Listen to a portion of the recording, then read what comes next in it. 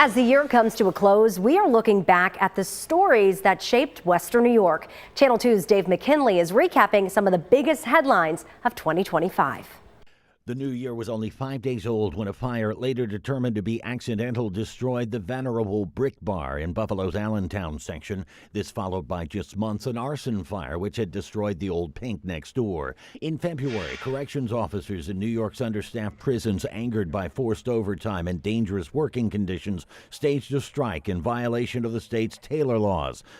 As that controversy began to cool, another was about to boil over. A Two on Your Side Investigates report revealed Erie County Sheriff's Narcotics Chief D.J. Granville had been involved in a hit-and-run with a county-owned vehicle that damaged several parked cars, and allegations of a cover-up soon followed.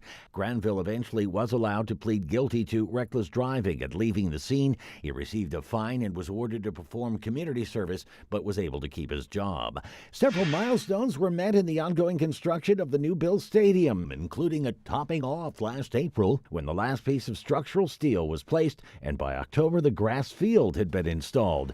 But while that massive public works project progressed, another was forced to hit the brakes when a judge determined the state had failed to follow its own laws requiring an environmental impact statement before it could proceed with plans to spend $1 billion to cover a 3/4-mile section of the Kensington Expressway.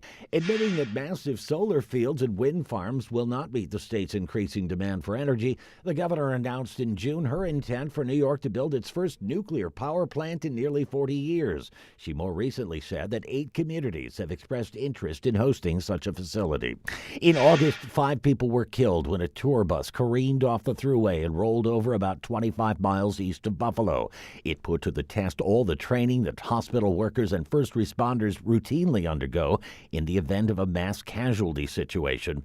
One passenger reported they saw the bus driver reach for a rolling water bottle before the mishap. The NTSB continues to investigate. Near the end of the year, Metro Rail completed its first expansion in its 40-year history with the opening of the DL&W station downtown. But 2025 was the end of the line for George & Company, one of Western New York's oldest continuously operating family businesses, which closed its last retail outlet in favor of becoming an online-only retailer after 124 years.